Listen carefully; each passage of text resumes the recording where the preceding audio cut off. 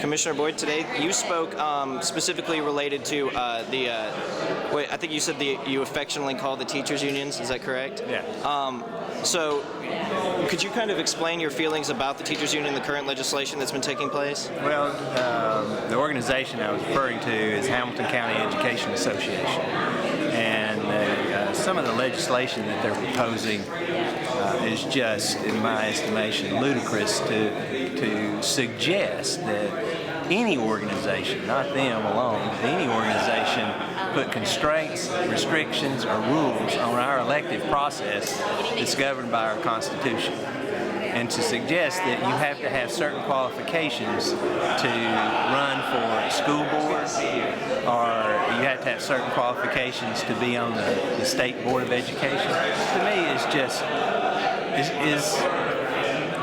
is ludicrous. I adamantly oppose it. I want all the legislatures in Nashville to know that I adamantly oppose it. I applaud them for the reform and legislation that they're pushing forward in this state.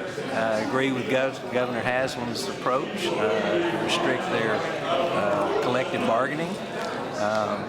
Our education system has had the teachers' unions and their representatives in place for many, many years, and they can't prove to me that it's a good system, because the numbers in Tennessee keep declining. Any organization that would have 30 to 20% failure rate, and I'm talking about dropout, if that was a business, that business would be out of business. So you think that the school system should be run like a corporation then, like a business? I think the school system needs businessmen to oversee some of the budgeting issues that educators are responsible for spending our taxpayers' dollars. And a Board of Education was established for that checks and balances. Now to suggest that all those board members now be educators, that just defeats the purpose of having the Board of Education. That's my position on it. Tennessee is rated to say that we spend 48th in the country in terms of the amount per capita we spend on students. That we're actually, out of all the states in the country, we spend pretty much almost dead last in the amount we're spending per capita on each student. Do you not think that there's a direct relationship between the amount we're spending in our educational system and the kind of educational quality that we have? No, I think there's a direct relationship on the efficiency of how those monies are being spent. When you have in Hamilton County, and that's the county I'm concerned about, when you have Hamilton County spending 10% of their budget, $38 million in the general office, I don't think that's an efficient way of spending taxpayers' money. I want a portion of that money, and I've challenged the school system on several occasions to put 10% of that money back in the classroom. And let's reduce that percentage of monies being paid to the general office by 2 or 3%. Every percentage point is $3.7 million.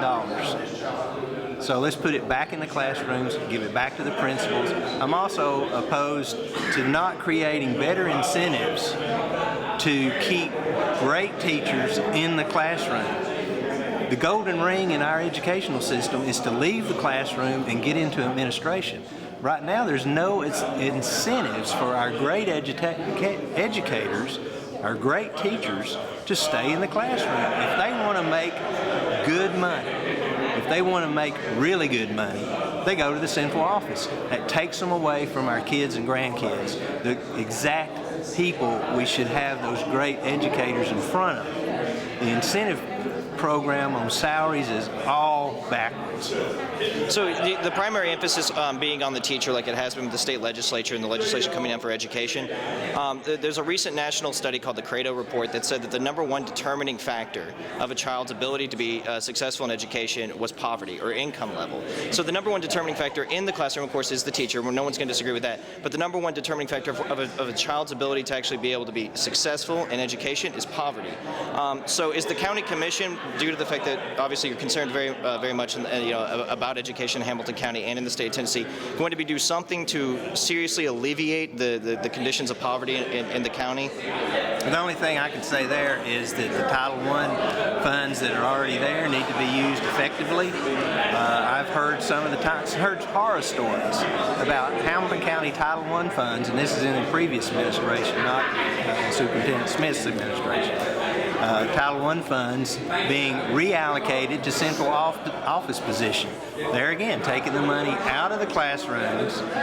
90% of the children that are in my district are Title I recipients. Their families are Title I families, i.e. they're identified as income deficient. They're in the poverty level. So I want to make sure that we're directing as much funds to the classroom as absolutely possible and less funds to central office making policy and procedures. I think a business person understands that better than an educator. An educator, particularly the teachers union, all they're about is guaranteed income, guaranteed post-employment benefits, guaranteed jobs. They're not as concerned about guaranteed getting out and getting a good job and graduating.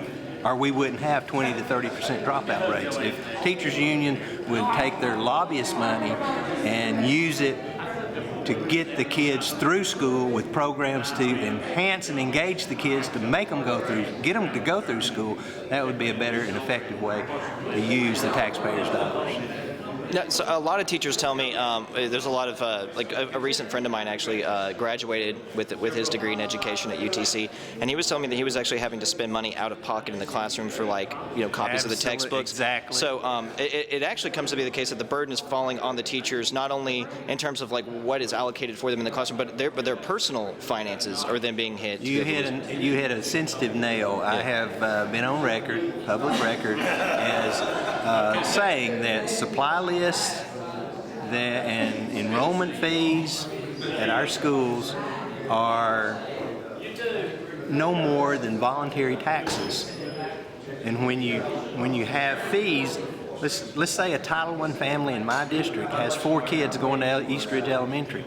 That's over $200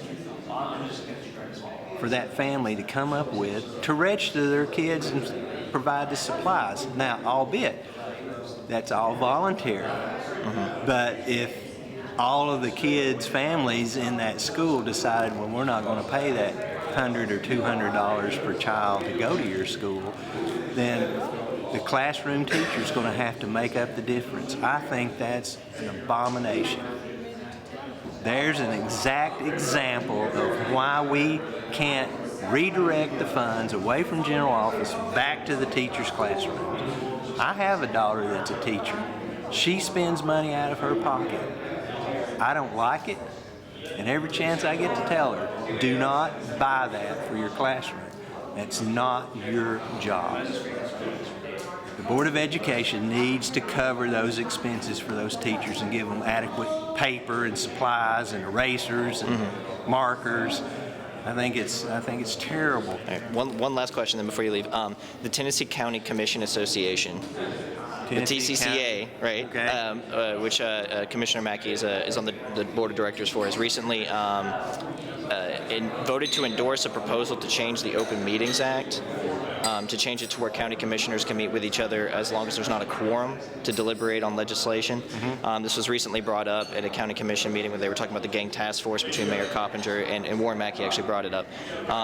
What is your sense of what the Hamilton County Commission's position is on that, or how you think that, or what you think about the Open Meetings Act? I don't know what the commission's position is on it as a whole. My position is that we should have the ability to meet privately the same as our state elected officials.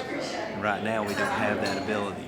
Now are we going to deliberate and create policy on these? My experience is not going to happen.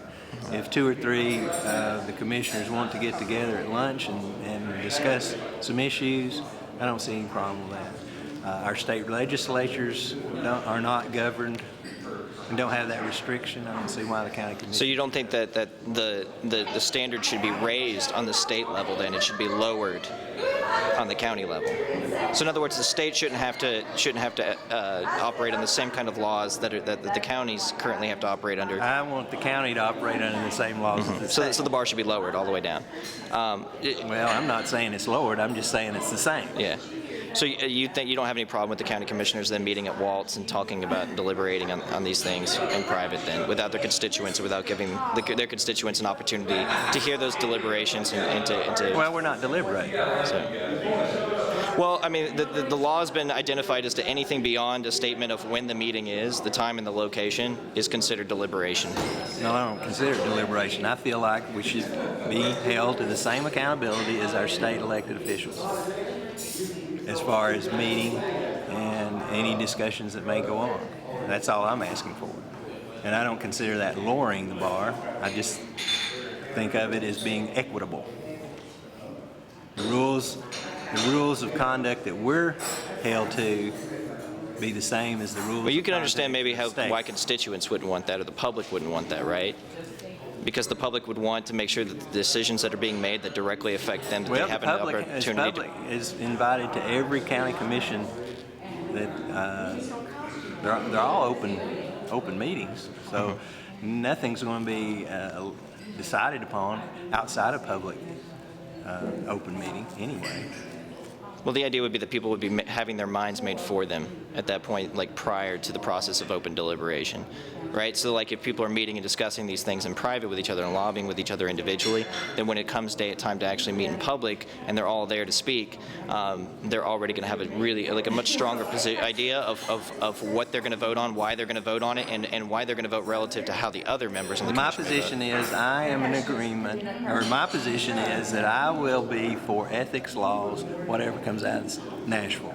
And what I would lobby for is that I want equitable between Nashville and Hamilton County. Okay. Thank you so much. I appreciate your time.